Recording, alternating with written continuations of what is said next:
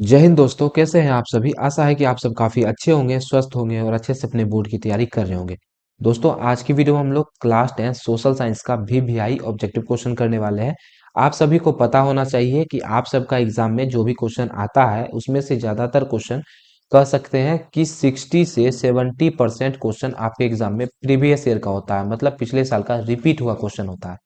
तो previous year का question का वेटेज जब 60 से 70% है, मतलब आप सिर्फ अगर पीवाईक्यू पढ़ते हैं पिछला साल का, सिर्फ आप समझ लीजिए क्वेश्चन बैंक पढ़ करके जाते हैं, तो आपका एग्जाम में 300 से 350 के बीच में नंबर आ जाएगा। मतलब जो कुछ नहीं जानते हैं वो खाली क्वेश्चन बैंक कर लेते हैं अगर हमारे साथ साथ, तो 300 से 350 नंबर इसको आसान तरीके से आ जाएगा। ठीक है। और जो पहले से पढ़ रहे हैं, थोड़ा कुछ पढ़ रखे हैं, वो तो भैया आराम से 400 450 स्कोर करेंगे। लेकिन अगर जो कुछ नहीं पढ़े हैं, अभी सिर्फ क्वेश्चन बैंक पढ़ते हैं, 300 से 350 नंबर आ सकता है, बिल्कुल आ सकता है, कहीं कोई संदेह का बात ही नहीं है। ठीक है।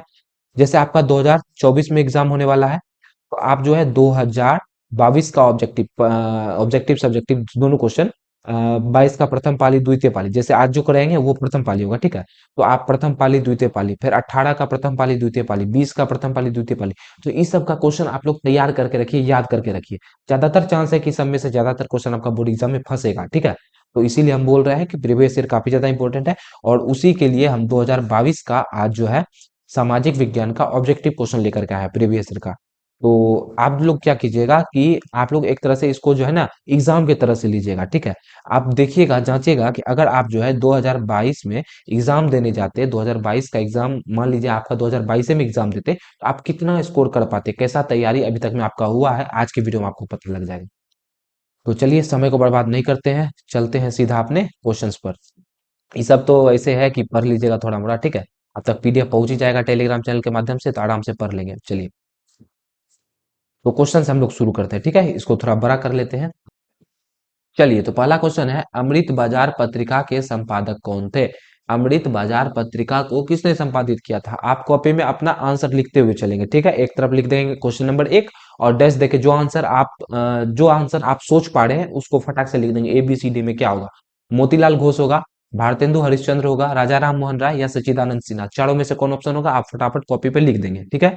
लिख लिया। अब देखिए, अब हम बताते हैं आपको कौन सा सही होगा।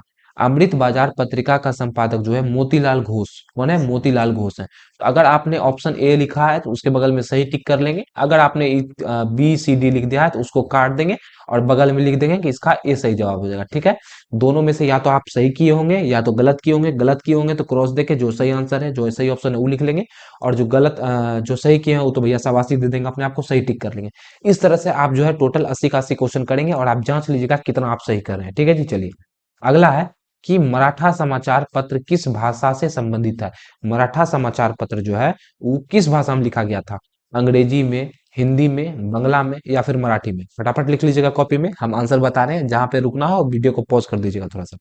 ज्यादातर बच्चा क्या मारा होगा, मराठा है, अरे भैया ये तो मराठी में लिखा गया होगा, है ना। सही बात है कि नहीं, मराठा है तो मराठी में लिखा गया होगा, यही सही बात है। लेकिन गलत है। एग्जामिनर एग्जामिनर आपको फंसा दिया यहाँ पर, मराठी नहीं होगा। जो कुछ नहीं पढ़ के गया वो तो मराठी में मार के आएगा कन्फर्म है। इसका आंसर हो जाएगा अंग्रेजी। किसमें लिखा गया है, अंग्रेजी भाषा में लिखा गया है। ठीक है। अगला है, निम्न में से किस सिख गुरु का जन्म पटना में हुआ था। पांचवा गुरु, चौथा गुरु, पहला गुरु या फिर 10वां गुरु। तो देखिए, ये तो हिंदी का भी क्वेश्चन है आपका, और सोशल साइंस में भी पूछ दिया है। तो किस गुरु का जो जन्म है वो पटना में हुआ था। तो सिखों का जो 10वां गुरु था, गुरु गोविंद सिंह, उनका जन्म पटना में हुआ था। ठीक है, तो याद होगा आप लोग को। बिहार बंगाल से कब पृथक हुआ था, 1912 में हुआ था, 1936 में हुआ था, 1928 में हुआ था या फिर 1940 में हुआ था। तो बिहार की बात करें, जो बिहार जो है बंगाल से पृथक, पृथक मतलब होता है अलग होना, तो बिहार बंगाल से कब अलग हुआ था, 1912 में अलग हुआ था। कब हुआ था, 1912 में। डेट भी पूछ देगा किस दिन अलग हुआ था, तो याद रख लीजिएगा, ये हुआ था आपका 22 मार्च। 22 मार्च, जिस दिन बिहार दिवस मनाते हैं, 22 मार्च 1912 को बंगाल जो है बिहार से अलग हुआ था। ठीक है। चलिए, अगला प्रश्न है कि भारत आने वाले प्रथम व्यापारी कौन थे। कौन था जो भारत सबसे पहले आया था, प्रथम व्यापारी कौन था भारत आने वाला। डच थे, ब्रिटिश थे, पुर्तगाली थे या फिर फ्रांसीसी थे। तो ज्यादातर आदमी क्या सोचता है ना कि भारत पे जो है अंग्रेजवा शासन किया है, तो अंग्रेज भी हो जाएगा, तो हाँ भैया ब्रिटिश मार दो, ब्रिटिश मार दो। लेकिन ये गलत हो जाएगा। आप लोग पढ़े होंगे 1498 ईस्वी में भारत में आया था केरल का बंदरगाह जो था वहां पर आया था, कौन आया था, वास्को डिगामा आए थे। वास्को डिगामा कहाँ के थे, तो पुर्तगाल के थे। तो सबसे पहले व्यापार करने कौन आए, तो पुर्तगाली आए। ठीक है, सी नंबर सही जवाब हो जाएगा। उत्तरी एवं दक्षिणी वियतनाम का एकीकरण कब हुआ था? 1965 में हुआ था, 1968 में हुआ था, 1970 में हुआ था, या फिर 1975 में हुआ था? तो बताना है आपको कि जो है उत्तरी एवं दक्षिणी वियतनाम का एकीकरण कब हुआ था।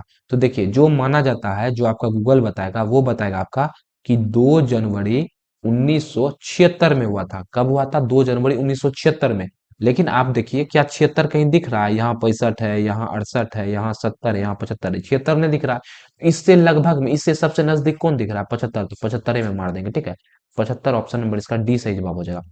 दिसंबर 1929 में किस नदी के तट पर नेहरू जी द्वारा तिरंगा फहराया गया था? तो आपको पता होगा कि 1929 का लाहौर अधिवेशन हुआ था। उसके बाद जो है नेहरू जी जो है तिरंगा फहराए थे। तो वही पूछ रहा है कि ये जो आजादी दिवस मनाया गया था, ये किस नदी के किनारे मनाया गया था? तो याद रख लेंगे, रावी नदी के किनारे। किस नदी? रावी नदी के किनारे। क्रांतिकारी सेना सूर्यसेन का उपनाम क्या था? नेताजी बोलते थे इसको, मास्टरदा बोलते थे, सरदार बोलते थे, या मुखिया बोलते थे? तो क्रांतिकारी नेता सूर्यसेन जो थे उसका उपनाम क्या था? तो मास्टरदा था। क्या नाम था? मास्टरदा। मतलब ऑप्शन नंबर इसका बी सही जवाब हो जाएगा। जलमार्ग संख्या एक है, जलमार्ग संख्या एक कहाँ से कहाँ तक है? सदिया से धुबरी तक, इलाहाबाद से हल्दिया तक, कोलपुरम से कोट्टापुरम तक, या फिर इनमें से कोई नहीं। कहाँ से कहाँ तक है बाबू? ये जो बताया जा रहा है आपसे, ये पूछा जा रहा है कि आ, आ, आपसे पूछा जा रहा है कि जलमार्ग संख्या एक जो है वो कहाँ से कहाँ तक है। तो याद रख लीजिएगा, देखिए, ये हो गया आपका भारत। ठीक है, और इस इलाका में जो है यहाँ पर ऐसे नीचे उतरता है, यहाँ पर ऐसे बना हुआ है, इस जगह पे आपका यूपी। ठीक है, तो यूपी का इलाहाबाद से शुरू, इलाहाबाद से गुजर, देखिए ऑप्शन में जो दिया उस हिसाब से बता रहे हैं। इलाहाबाद से शुरू होता है और इधर पश्चिम बंगाल में आके गिरता है, यहीं पे रास्ता में पड़ता है हल्दिया। तो इलाहाबाद से हल्दिया तक, कहाँ से कहाँ तक? इलाहाबाद से हल्दिया तक। इसका ऑप्शन नंबर बी सही जवाब हो जाएगा। अगला है, निम्न में से कौन उपभोक्ता उद्योग है? उपभोक्ता उद्योग मतलब समझते हैं, जिसको खाते हैं उपभोक्ता, जिसका उपयोग करता है। तो पेट्रो रसायन ये नहीं है, लौह इस्पात उद्योग उपभोक्ता उद्योग नहीं है, तो चीनी उद्योग जो है उपभोक्ता उद्योग है। तो मतलब इसका ऑप्शन नंबर इसका सी राइट आंसर हो जाएगा। चलिए, अगला प्रश्न आप लोग देख पा रहे हैं कि गिर राष्ट्रीय उद्यान कहाँ है? गिर राष्ट्रीय उद्यान कहाँ है? अरुणाचल प्रदेश में है, बिहार में है, असम में है, या फिर गुजरात में है? तो बात करें गिर राष्ट्रीय उद्यान की, तो बाबू ये आपका गुजरात में पड़ता है। कहाँ पड़ता है? गुजरात में। तो इसका option number D right answer हो जाएगा। अगला है, प्रथम पृथ्वी सम्मेलन कहाँ आयोजित किया गया था? रियो डी जेनेरियो में, जोहान्सबर्ग में, न्यूयॉर्क में, या फिर टोक्यो में? तो प्रथम पृथ्वी सम्मेलन का अगर बात करें तो ये आयोजित किया गया था रियो डी जेनेरियो में। कहाँ आयोजित किया गया था? रियो डी जेनेरियो में। और कब आयोजित किया गया था? तो ये आयोजित किया गया था 1992 ईस्वी में, 1992 में इसको आयोजित किया गया था। अगला प्रश्न है कि निम्न में कौन खरीफ फसल है? देखिए, आसान क्वेश्चन है। खरीफ फसल कौन है? गेहूं है, चना है, मटर है, या कपास है? तो देखिए, हम आपको बताते हैं, गेहूं हो गया, चना हो गया, मटर हो गया। ये तीनों जो है, ये तीनों है रबी फसल। कौन सी फसल है? रबी फसल। पूछ क्या रहा है? खरीफ फसल। तो एगो कपास बच गया, तो कपास कपास क्या हो जाता है? खरीफ फसल हो जाता है। बांध को आधुनिक भारत का मंदिर किसने कहा है? कौन बोला कि ये जो बांध होता है ये आधुनिक भारत का मंदिर होता है? तो ऐसा कहा था जवाहरलाल नेहरू ने। किसने कहा था? JL नेहरू ने कहा था, पंडित जवाहरलाल नेहरू ने कहा था। मरुस्थलीय मृदा का कहाँ मिलती है? उत्तर प्रदेश में, राजस्थान में, कर्नाटक में, या फिर महाराष्ट्र में? तो देखिए बाबू, हम आपको बताएं, तो मरुस्थलीय मृदा जो है वो राजस्थान वाला इलाका में मिलता है। राजस्थान में रेगिस्तान है, आपको पता है, थार मरुस्थल है। तो कहाँ मिलता है मरुस्थलीय मृदा? रेगिस्तान में। रेगिस्तान कहाँ है? राजस्थान में है। भारत का सबसे छोटा रेलवे क्षेत्र कौन सा है? उत्तर रेलवे है, पूर्व रेलवे है, मध्य रेलवे है, या उत्तर पूर्वी रेलवे है? भारत का सबसे छोटा रेलवे पूछा जा रहा है, उत्तर पूर्वी रेलवे। ऑप्शन नंबर इसका डी बिल्कुल राइट आंसर हो जाएगा। निम्न में से कौन लोकतंत्र का प्राण है? लोकतंत्र का प्राण किसको कहा जाता है? ऐसा क्वेश्चन तो आपका लघु उत्तरी में भी पूछा जाता है कि राजनीतिक दल को लोकतंत्र का प्राण क्यों बोला जाता है? तो आंसर आपको मिल ही गया होगा। राजनीतिक दल को बोला जाता है, राजनीतिक दल को लोकतंत्र का प्राण बोला जाता है। ठीक है, चलिए, अगला क्वेश्चन हम लोग देखते हैं। हाँ, हाँ, भारतीय कम्युनिस्ट पार्टी की स्थापना कब हुई थी? 1925 में हुई थी, 1964 में हुई थी, 1984 में हुई थी, या फिर 1999 में हुई थी? क्या पूछा जा रहा है? भारतीय कम्युनिस्ट पार्टी की स्थापना कब हुई थी? तो ये हुई थी आपका 1925 में। यदि डेट भी पूछ दे तो मार देंगे 26 दिसंबर 1925। कब? 26 दिसंबर 1925 में हुई थी। अगला प्रश्न है, किसने कहा लोकतंत्र जनता के लिए तथा जनता के द्वारा शासन है? कौन बोला था ये बात कि लोकतंत्र जो है जनता का, जनता के लिए, जनता के द्वारा शासन है? तो ये आपका कहा गया था इब्राहम लिंकन द्वारा। अब्राहम लिंकन, ऑप्शन नंबर 20 का राइट आंसर हो जाएगा। अगला है, भारत में कौन शासन प्रणाली है? अध्यक्षीय शासन व्यवस्था है, राजशाही है, संसदीय है, या फिर तानाशाही है? तो तानाशाही तो नहीं है, राजशाही भी नहीं है, राजा का भी शासन नहीं है, अध्यक्ष का भी शासन नहीं। ये है आपका संसदीय शासन प्रणाली। कौन है? संसदीय, संसद शासन करता है, इसमें संसदीय कानून बनाता है। भारत में वोट देने के लिए न्यूनतम आयु कितना है? कम से कम कितना आयु का बच्चा वोट दे सकता है? तो कम से कम 18 वर्ष पूरे का, तब भी वोट दे पाएगा। ये तो आप सबको भी पता होगा। तो 20 का सही जवाब हो जाएगा। अगला है, लोकतंत्र की सफलता की चुनौती कौन है? कौन जो है लोकतंत्र की सफलता के लिए चुनौती माना जाता है? यही आपको बताना है। देखिए, अफसरशाही, अशिक्षा, जातिवाद, या इनमें से सभी। कौन जो है लोकतंत्र की सफलता के लिए चुनौती है?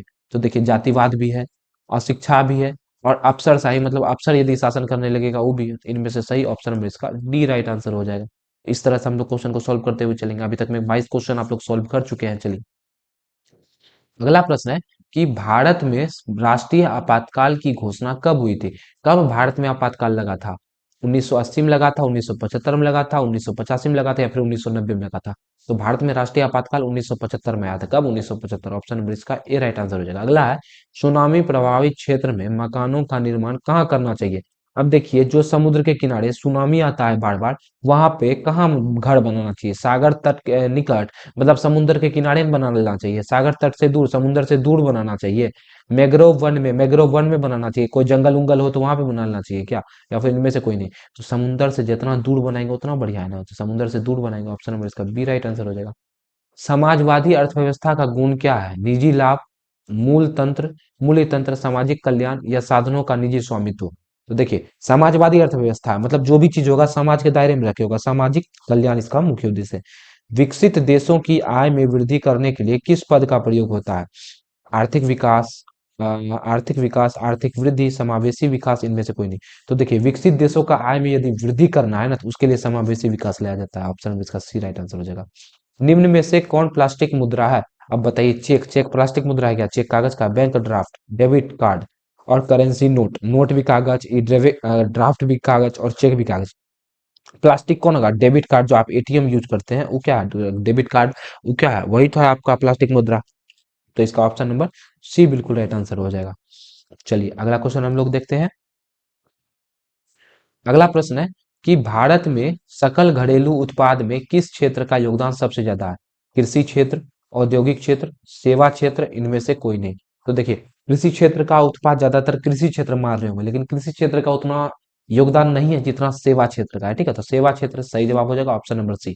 छिपी बेरोजगारी पाई जाती है। अच्छा बताइए, सबसे ज्यादा बेरोजगार इसमें से किसमें है? औद्योगिक क्षेत्र में है, सेवा क्षेत्र में है, या फिर कृषि क्षेत्र में है? तो सबसे ज्यादा बेरोजगार जो है ना कृषि क्षेत्र में है। तो ऑप्शन नंबर इसका बी राइट आंसर हो जाएगा। अगला प्रश्न है, रूस की मुद्रा क्या है? दिनार है, रियाल है, रूबल है, या टका है? तो रूस की मुद्रा का अगर बात करें बाबू, तो रूस का मुद्रा जो है रूबल है। क्या है? रूबल। ऑप्शन नंबर इसका सी राइट आंसर हो जाएगा। अगला प्रश्न है, साख का आधार क्या है? साख का क्या आधार है? विश्वास है, बचत है, निवेश है, या उपभोग? तो साख मतलब विश्वास करना होता है, आधार इसका विश्वास है। विश्वास के आधार पर ऋण दिया जाता है। वस्तुओं और सेवाओं को अपने उपयोग के लिए कौन खरीदता है? अब वस्तु सेवा को अपना उपयोग के लिए कौन खरीदेगा? तो अपना उपयोग के लिए उपभोक्ता खरीदेगा। जिसको चीनी खाना है वही ना चीनी खरीदेगा, जिसको चीनी खाने नहीं, वो क्या खरीदेगा? तो उपभोक्ता खरीदेगा। वायु परिवहन का राष्ट्रीय एकीकरण कब हुआ था? वायु परिवहन का राष्ट्रीय एकीकरण कब हुआ था? 1933 में, 1947 में, 1950 में, 1953 में? तो वायु परिवहन मतलब एरोप्लेन सबका जो है कब हुआ था राष्ट्रीय एकीकरण? 1953 में हुआ था। ऑप्शन नंबर इसका डी बिल्कुल राइट आंसर हो जाएगा।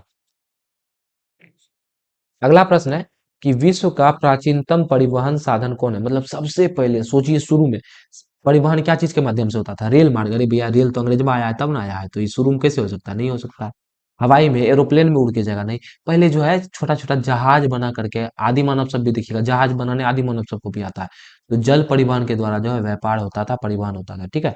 यहाँ लिखा हुआ है, मोर मुगाओ बंदरगाह कहाँ अवस्थित है? कर्नाटक में, गोवा में, तमिलनाडु में, आंध्र प्रदेश में? तो मोर मुगाओ बंदरगाह जो है गोवा में अवस्थित है, गोवा में। ठीक है। कांडला विशेष आर्थिक क्षेत्र कहाँ है? महाराष्ट्र में है, केरल में है, पश्चिम बंगाल में, गुजरात में है। तो कांडला जो है बाबू, कांडला कहाँ है? गुजरात में है। गुजरात, ऑप्शन नंबर इसका डी राइट आंसर हो जाएगा। अगला है कि कहलगांव तापीय विद्युत परियोजना कहाँ है? अब देखिए कहाँ है वाला क्वेश्चन आ गया। तो कहलगांव तापीय विद्युत परियोजना कहाँ है? तो कहलगांव कहाँ में है बाबू? आपको पता होगा, भागलपुर में पड़ता है। तो ऑप्शन नंबर इसका ए बिल्कुल राइट आंसर हो जाएगा। अगला प्रश्न है कि जॉलवेरिन संबंधित है, ऐसा भी क्वेश्चन आता है कि जॉलवेरिन एक संस्था थी। किसकी संस्था थी? व्यापारियों की। किसकी? व्यापारियों की। ऑप्शन नंबर इसका बी राइट आंसर हो जाएगा। ठीक है, चलिए 39 नंबर क्वेश्चन है। जर्मन राइन राज्य का निर्माण किसने कहा कराया था? किसने किया था? लुई 18वां ने, नेपोलियन बोनापार्ट ने, नेपोलियन तृतीय ने, या फिर बिस्मार्क ने? तो जर्मन राइन राज्य का निर्माण नेपोलियन बोनापार्ट किया था, आप सबको पता होगा। अगला प्रश्न है कि वीना सम्मेलन हुआ था, खाली यही लिख दिया है कि वीना सम्मेलन हुआ था। 1815 में हुआ था, 1848 में, 1870 में, या फिर 1871 में? तो वीना सम्मेलन कब हुआ था बाबू? 1815 में हुआ था। ऑप्शन नंबर इसका ए राइट आंसर हो जाएगा। अगला है, निम्न में कौन जीवाश्म ईंधन है? इन चारों में से कौन जीवाश्म ईंधन है? ठीक है, मतलब जीव का अंश से बना है। तो आप लोग को पता होगा कि कोयला भी जो है जीवाश्म ईंधन है, पेट्रोलियम भी है। दो को मिल गया तो तीसरा होबे करेगा, तब ना सभी आएगा। ऑप्शन नंबर इसका डी राइट आंसर हो जाएगा। भारत का पहला परमाणु विद्युत गृह कहाँ कहाँ हुआ था? तो याद रखेंगे, ये क्वेश्चन बहुत बार पूछा गया है, तारापुर में हुआ था। ठीक है, ऑप्शन डी इसका राइट आंसर हो जाएगा। मणिकरण भूतापीय ऊर्जा संयंत्र किस राज्य में है? पंजाब में है, उत्तराखंड में है, हिमाचल प्रदेश में है, या फिर मणिपुर में है? तो क्या पूछा जा रहा है? मणिकरण। मणिकरण भूतापीय ऊर्जा संयंत्र कहाँ है? हिमाचल प्रदेश में। ठीक है, Himachal Pradesh, option number C right answer हो जाएगा। अगला है कि सिंदरी किस उद्योग के लिए जाना जाता है? सीमेंट उद्योग के लिए, उर्वरक उद्योग के लिए, या फिर लौह उद्योग के लिए, या इनमें से कोई नहीं होगा? इसी तीनों में से आप बता दिए, सीमेंट उद्योग, उर्वरक उद्योग या लौह उद्योग के लिए। तो सिंदरी जो है उर्वरक उद्योग के लिए जाना जाता है। उर्वरक उद्योग खाद उद बनता है ज्यादा। ऑप्शन नंबर इसका बी बिल्कुल राइट आंसर हो जाएगा। अगला प्रश्न है कि एशिया में सबसे पुराना रेलवे वर्कशॉप कहाँ है? चित्तरंजन लोकोमोटिव, या फिर Nagpur railway workshop, Jamalpur railway workshop, Amritsar railway workshop? तो बोला जा रहा है कि सबसे पुराना रेलवे वर्कशॉप कौन है? सबसे पुराना रेलवे वर्कशॉप कौन है? तो इसका राइट आंसर हो जाएगा option number C, Jamalpur railway workshop जो है सबसे पुराना रेलवे वर्कशॉप है। अगला है, सिलिकॉन शहर के नाम से कौन प्रसिद्ध है? हैदराबाद, बंगलोर, पूना, या फिर आपका अहमदाबाद? तो सिलिकॉन शहर के नाम से जो है आपका बंगलोर प्रसिद्ध है। ऑप्शन नंबर इसका बी राइट आंसर हो जाएगा। अगला है, मंदार पहाड़ी किस जिले में है, या मंदार हिल किस जिले में है? तो मंदार हिल आपका बांका जिला में पड़ता है, तो बिहार में, लेकिन बिहार में बांका जिला में पड़ता है। ठीक है, सासाराम नगर का विकास हुआ था प्राचीन युग में, मतलब बहुत पहले हो गया था, मध्य युग में हुआ था, आधुनिक युग में हुआ था, इनमें से कोई नहीं। प्राचीन युग मतलब होता है आदि मानव का काल, आदि मानव के समय में हुआ था, या फिर मध्य युग मतलब मुगल काल में हुआ था, या फिर आधुनिक युग मतलब अंग्रेज जब से आया तब से हुआ था। तो सासाराम का विकास जो है वो मुगल काल में हुआ था, मध्य युग में। Option number B right answer हो जाएगा। अगला है, इटली के एकीकरण में निम्न में से किसने योगदान दिया था? मेजनी ने, गैरीबाल्डी ने, और काउंट काबूर ने? तो देखिए आप लोग दीर्घ उत्तरी क्वेश्चन, अगर सिर्फ क्वेश्चन भी देखे हुए तो उसमें आपको पता होगा कि क्वेश्चन आया था इटली तथा जर्मनी के एकीकरण में मेजनी, गैरीबाल्डी और काउंट काबूर की क्या भूमिका थी? तो तीनों का योगदान था। ऑप्शन नंबर इसका डी राइट आंसर हो जाएगा। अगला है, भारत में 1 रुपया का नोट कौन जारी किया था? तो याद रख लेंगे, वित्त विभाग जारी किया था। कौन? वित्त विभाग। ऑप्शन नंबर इसका सी सही जवाब हो जाएगा। चलिए अगला प्रश्न है कि प्राथमिक क्षेत्र में कौन सी आर्थिक क्रिया शामिल है? प्राथमिक क्षेत्र में क्या आता है? प्राथमिक क्षेत्र में क्या होता है बाबू कि सीधा सीधा प्रकृति से हम उस चीज को प्राप्त करते हैं। तो देखिए, कृषि तो प्राथमिक क्षेत्र में आएगा ही आएगा, सीधा सीधा प्रकृति से प्राप्त होता है। ठीक है, खनन भी आएगा, गड्ढा खान के जो काम करते हैं, पशुपालन पे आएगा। तो ऑप्शन नंबर इसका डी सही जवाब हो जाएगा, इनमें से सभी। निम्न में कौन शाख मुद्रा का उदाहरण है? शाख मुद्रा का उदाहरण कौन है? ठीक है, करेंसी नोट है, बैंक ड्राफ्ट है, सिक्के है, या फिर इनमें से कोई नहीं? तो देखिए बैंक ड्राफ्ट जो है शाख मुद्रा का उदाहरण है। ऑप्शन नंबर इसका बी राइट आंसर हो जाएगा। विश्व व्यापार संगठन का स्थापना कब हुआ था? तो ये सब तो बहुत फेमस क्वेश्चन है। विश्व व्यापार संगठन का स्थापना 1995 में हुआ था। ऑप्शन नंबर सी इसका राइट आंसर हो जाएगा। 2011 की जनगणना के अनुसार भारत की आबादी कितनी थी? तो 2011 की जनगणना के अनुसार बोल रहा है। ठीक है, तो 121 करोड़ था, 121 करोड़। कृषि उत्पादों की गुणवत्ता सुनिश्चित करने का मान्यता प्राप्त चिन्ह कौन है? मतलब कौन सा चिन्ह इस सब में से लगा रहेगा जो मानेंगे कि खेती का गुणवत्ता बहुत अच्छा हुआ है, खेती उत्पाद जैसे कोई भी चीज, गेहूं चावल कोई भी चीज हो वो बहुत अच्छा है, कैसे पता चलेगा? तो एक मार्क यदि लगा होगा समझिए नंबर 1 क्वालिटी का। केंद्रीय सांख्यिकी संगठन का स्थापना कब हुआ था? केंद्रीय सांख्यिकी संगठन की स्थापना कब हुई थी? तो देखिए 1950 में, 54 में, 56 में, या फिर 60 में? तो ये हुआ था आपका 1950 में। ठीक है, ऑप्शन ए इसका राइट आंसर हो जाएगा। रॉबर्ट ओवेन कहाँ का निवासी था? फ्रांस का था, जर्मनी का था, ब्रिटेन का था या फिर ऑस्ट्रिया का था? तो रॉबर्ट ओवेन, ओवेन नाम से लग रहा होगा कि अंग्रेजवा होगा कौन, तो ऑप्शन नंबर इसका सी राइट आंसर हो जाएगा, ब्रिटेन का था। ठीक है, चलिए अगला प्रश्न है कि बोल्शेविक क्रांति का नेतृत्व किसने किया था? बोल्शेविक क्रांति का नेतृत्व मतलब हेड कौन था उसका, समझ जाइए, मेजनी था, लेनिन था, बिस्मार्क था या फिर गैरिबाल्डी? तो बोल्शेविक क्रांति जो हुई थी उसका जो हेड था वो था लेनिन। कौन था? लेनिन। तो ऑप्शन नंबर इसका बी राइट आंसर हो जाएगा। अगला है कि कंबोडिया की राजधानी है, कंबोडिया की राजधानी कहाँ है? हनोई है, नोमेन है, बैंकॉक है या ओटावा है? आपको बताना है कि जो कंबोडिया है उसकी राजधानी कहाँ है। तो वो है बाबू नोम पेन। कहाँ है? नोम पेन है। ठीक है, अगला है किस कानून के विरोध में जलियांवाला बाग हत्याकांड बाग में सभा आयोजित का आयोजन हुआ था? कौन सा कानून? रोलैक्ट एक्ट के विरोध में हुआ था। किचलू डॉक्टर सत्यपाल और किचलू को जो गिरफ्तार कर लिया था उसी के विरोध में हुआ था। चलिए अगला है कि किनके अनुरोध पर महात्मा गांधी चंपारण आए थे? तो राजकुमार शुक्ल, याद रख लीजिएगा, राजकुमार शुक्ल जो है महात्मा गांधी को बोले थे चंपारण आने के लिए, वहां किसान पे बहुत ज्यादा जास्ती हो रहा था, तिनकठिया प्रणाली लागू था इसी वजह से। ठीक है, चलिए अगला है वल्लभ भाई पटेल को सरदार की उपाधि किस किसान आंदोलन के दौरान मिली?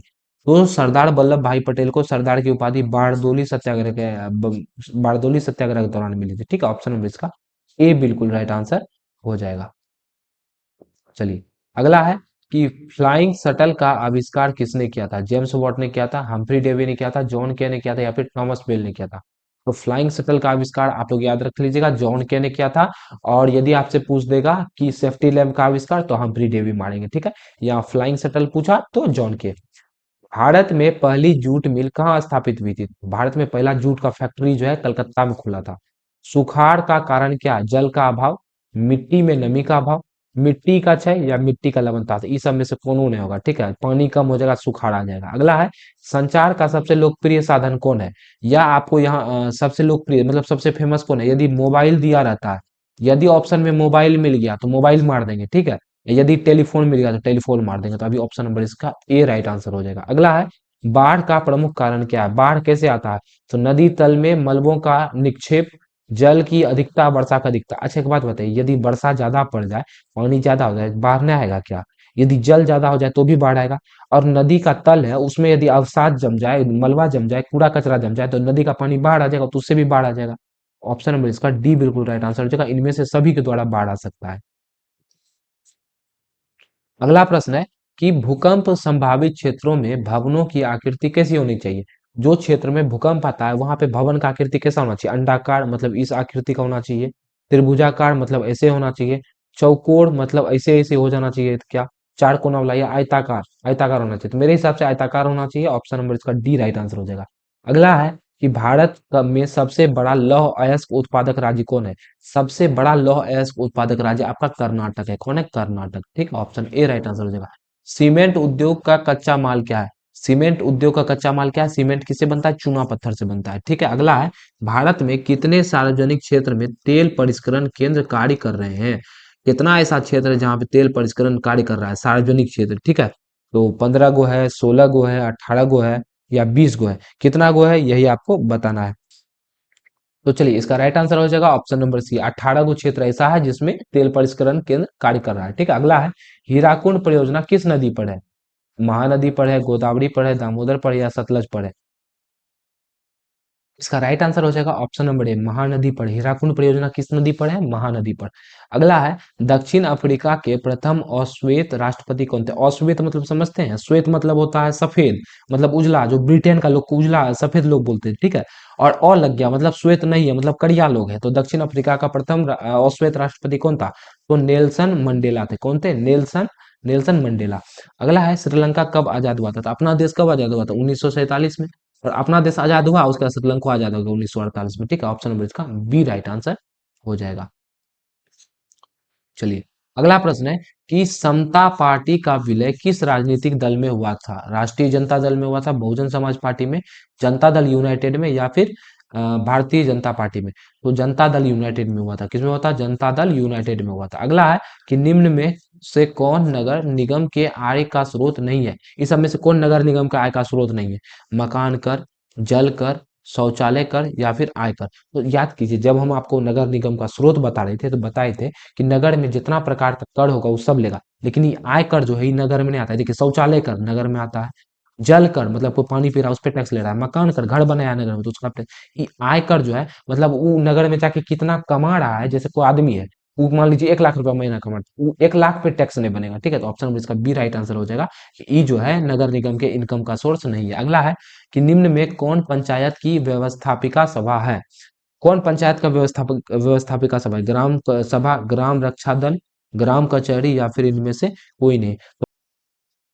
इसका राइट आंसर हो जाएगा ऑप्शन नंबर ए, ग्राम सभा जो है ग्राम पंचायत की व्यवस्थापिका सभा। अगला है कि राज्यपाल की नियुक्ति कौन करता है। राज्यपाल का नियुक्ति याद रखिएगा राष्ट्रपति करता है। कौन करता है? राष्ट्रपति। ऑप्शन नंबर इसका सी बिल्कुल राइट आंसर हो जाएगा। अगला प्रश्न है, स्थानीय स्वशासन राज्य की नीति निर्देशक तत्व सिद्धांतों के अनुच्छेद में है। देखिए, नीति निर्देशक सिद्धांत इसी को हम लोग बोलते हैं डीपीएसपी। तो स्थानीय स्वशासन डीपीएसपी में किस अनुच्छेद में है? तो देखिए, ये आर्टिकल 40 में है। ठीक है, आर्टिकल 40 में, आर्टिकल 40 में। ऑप्शन नंबर इसका बी राइट आंसर हो जाएगा। चलिए, अगला और लास्ट क्वेश्चन हम लोग करेंगे कि ग्राम कचहरी के मुकदमे सुलझाए जाते हैं कहाँ में? दीवानी मामले में, फौजदारी मामले में, दोनों में या फिर इनमें से कोई नहीं। तो ग्राम कचहरी का जो भी मामला होता है ना, दोनों में सुलझा देता है, दोनों। ऑप्शन नंबर इसका सी राइट आंसर हो जाएगा। ठीक है, तो अभी तक में हम लोग 80 क्वेश्चन कर लिए और आपको हम बता चुके हैं कि ये जो है आपका 2022 का प्रथम पाली का एग्जाम का क्वेश्चन था। ठीक है, और सिर्फ ऑब्जेक्टिव था, इसका सब्जेक्टिव भी लेकर के आएंगे, घबराइए मत। एक बार ऑब्जेक्टिव पहले फिनिश कर देते हैं। तो आप फटाफट कमेंट करके बताइएगा कि आप जो 80 क्वेश्चन किए इसमें से आप कितना सही कर सके। देखिए, 80 में 80 तो सही आपका होगा भी नहीं, वैसे भी नहीं होगा। लेकिन 80 में से जिसका स्कोर 60 से 70 के बीच में आ रहा है, बाबू वो समझिए उसका तैयारी ठीक है, ढाकर तैयारी है। ठीक है, 80 क्वेश्चन में से अगर आप लोग 40 क्वेश्चन आपको बनाना है ना, तो 60 क्वेश्चन का औकात रखिए कि 60 क्वेश्चन हम बना देंगे एग्जाम में। ठीक है, बनाना तो 40 को है, लेकिन जिसमें ज्यादा कॉन्फिडेंस हो, 60 में मान लीजिए 60 को आपसे बन रहा है, तो उसमें भी जिसमें ज्यादा कॉन्फिडेंस है वो चुन के 40 को बना लेंगे। समझ गए? तो 80 में से इस तो 80 में से 80 तो आपका सही होगा भी नहीं, लेकिन हम आपको पहले बता दी जिसका 60 से 70 सही है वो समझिए उसका तैयारी ढाकर है। ठीक है, एक बार गिन लीजिएगा, उसके बाद कमेंट बॉक्स में कमेंट कर दीजिएगा कि आपका कितना सही हुआ। आगे हम और भी क्वेश्चन लेकर के आएंगे, और ये भी बता दीजिएगा कमेंट बॉक्स में कि किस सब्जेक्ट का क्वेश्चन लेके आए। साइंस का लेके आए कि सोशल साइंस का लेके आए कि हिंदी का लेके आए, संस्कृत किसका लेके आए, ये भी बता दीजिएगा। आशा है आज का वीडियो आपको पसंद आया होगा, तो वीडियो को लाइक कर दीजिएगा, चैनल को सब्सक्राइब कर दीजिएगा और शेयर भी कर दीजिएगा। तो मिलेंगे आपसे अगले वीडियो में नए पीवाईक्यू के साथ में। तब तक हंसते रहिए, मुस्कुराते रहिए। जय हिंद, जय भारत।